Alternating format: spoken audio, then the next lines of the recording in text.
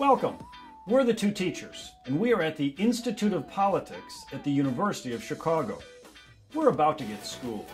You're invited to join our political repartee, a candid conversation about American government and politics.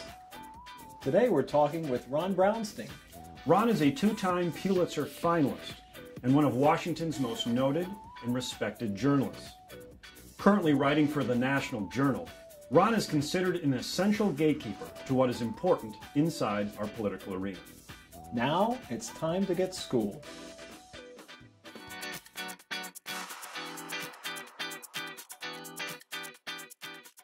There is still a mainstream media, I think, but it is like an island that is taking on water from all directions. I mean, the question, obviously you look at the three big networks, you look at the cable networks to some extent, you look at some of the big dailies, and they are different in kind, I think, not only in degree from what is going on the internet, and to some extent what's going on cable as well, but their cultural influence, their ability to kind of set the agenda, there's no question that has been enormously eroded. And as I said earlier, it's not really clear that there are any gatekeepers. Technology has allowed stories to emerge from all directions, and sometimes that's good, and sometimes it raises questions about standards and fairness and questions like issues like that.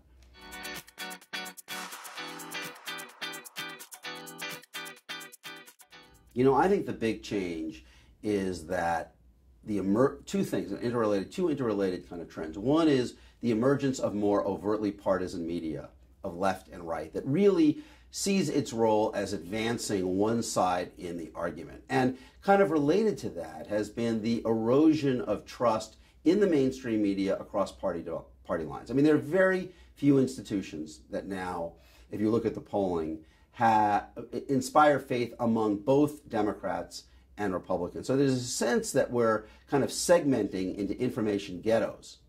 That has really changed, I think, not only the impact of journalism, but to some extent the focus of journalism. When I started covering politics, I think that we thought that our median reader was an undecided voter somewhere who was trying to make up his or her mind.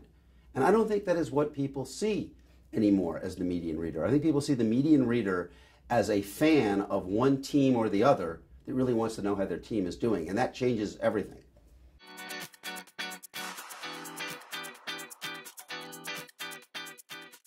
Well, there is no single standard and there is no single journalism.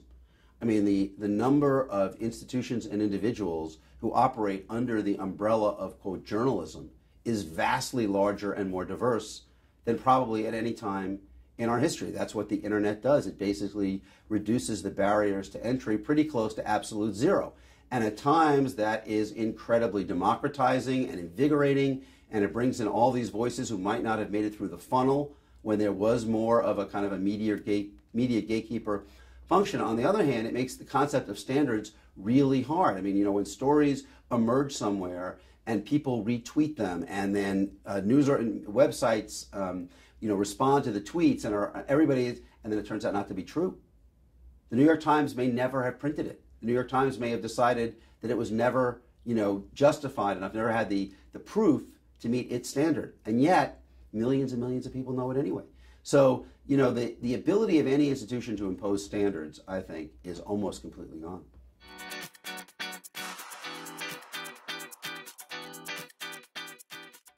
You know, I think what's happened, as I said, in many ways, the median reader in journalism, especially political journalism, has changed. I think in many ways that in a country that is more polarized, that people go to the press sometimes just to kind of be reassured that what they believe is right, but even if they're not going that far, it's to find out how their team is doing.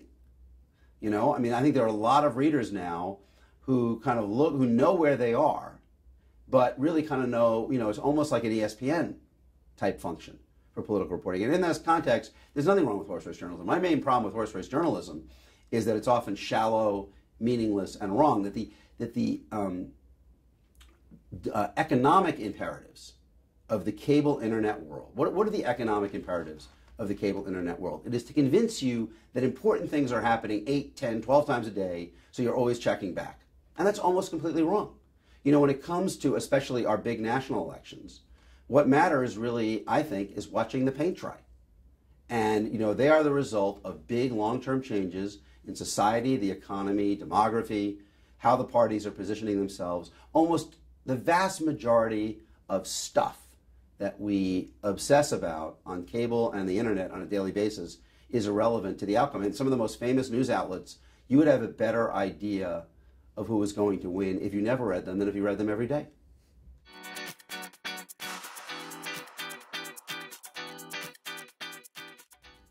I see myself as more of an analyst. I've never really been the investigative reporter. That's never been my portfolio. But I think of the press as a watchdog. And part of the challenge that we have, as I said earlier, is that in a world where there are fewer institutions that have respect across the red-blue divide, it's harder for the press to function as a watchdog, which is absolutely critical, but tougher when basically, half the people, roughly half the people in the country, have trouble accepting what they're seeing from you. Daniel Patrick Moynihan famously said, we're all entitled to our own opinion, but we're not entitled to our own facts. And that standard has been eroded, no question.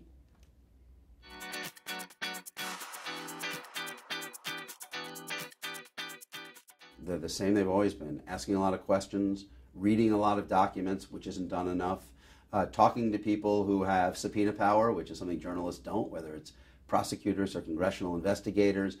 You can learn an awful lot just by reading the documents that are put out. I mean, there is tremendous power in that. And again, in this kind of modern cable internet duopoly that is driving, in many ways, the values of the news industry, you lose sight of that. You're always searching, you're running after some trivial new development, trying to convince people it's important enough to come back and click or to come back and tune in, when the watchdog function requires patience, time, thinking, talking, all of which is getting tougher for journalists to do.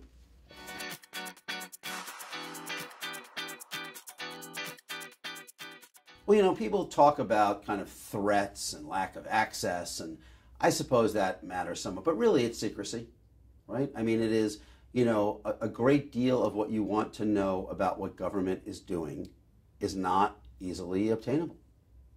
And there's certainly, there have been studies about the long-term trend toward greater classification, but it's not only that. I mean, and you really need, as I said, you need the time, the patience, the focus to be able to penetrate these bureaucracies and kind of learn how they work and where are the points maybe that there's more transparency, that you can kind of get a window into what's going on. And so much of our modern journalism pulls you away from that, which is now, again, it's kind of a volume business about, constantly generating material that is designed to convince people they need to come back and click and check on cable. All of that is really inimical to the watchdog function.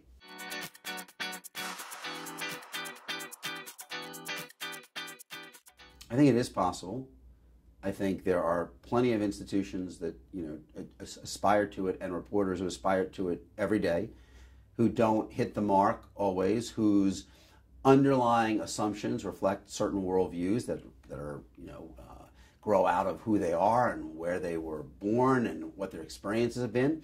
But I think there is a greater effort to do it that in many ways the kind of political world accepts at this point. As I said before, I think one of the great challenges for journalism is that as part of this red-blue divide, not only are more people seeking out overtly partisan information, but more people kind of reflexively assume basically every institution is on one side or the other, or of the divide. And I do believe, this may sound like, hopeless mainstream media self-apology, but I do believe there are lots of institutions and individuals who try to get as close to objective as they can in their kind of mainstream, news columns. But it isn't seen that way by many of the readers. And so that, I think, is a challenge. I mean, and in many ways, it's just reflective of everything else that's going on in society. We have sorted out ideologically. Each party is more ideologically homogenous than it used to be. We're regionally divided. We're divided along racial and generational lines, educational lines, religious from more to less devout. And the media is not exempt from that. The media is not seen as standing outside the battlefield, judging it, in many ways, like every other institution in our society, it's being pulled into this ever-expanding struggle between red and blue.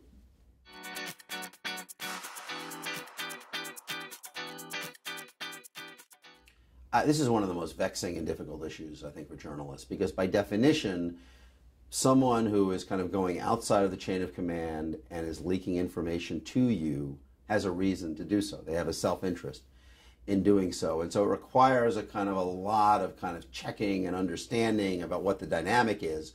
But yet without it, it is often very hard to penetrate bureaucracies, especially on the national security side. That is often where, someone who is uncomfortable with something that is happening can be an important source. I'm more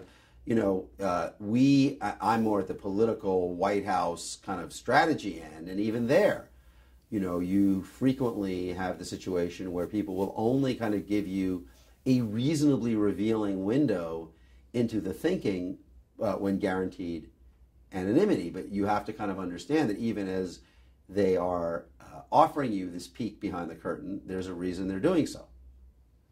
And so it is very challenging. It's a little bit like, wasn't it Churchill who said, democracy is the worst of all systems of governance except for all the others. And it's a little bit like that. It's not the ideal way that you want to try to excavate information, but sometimes it's the only way that you can.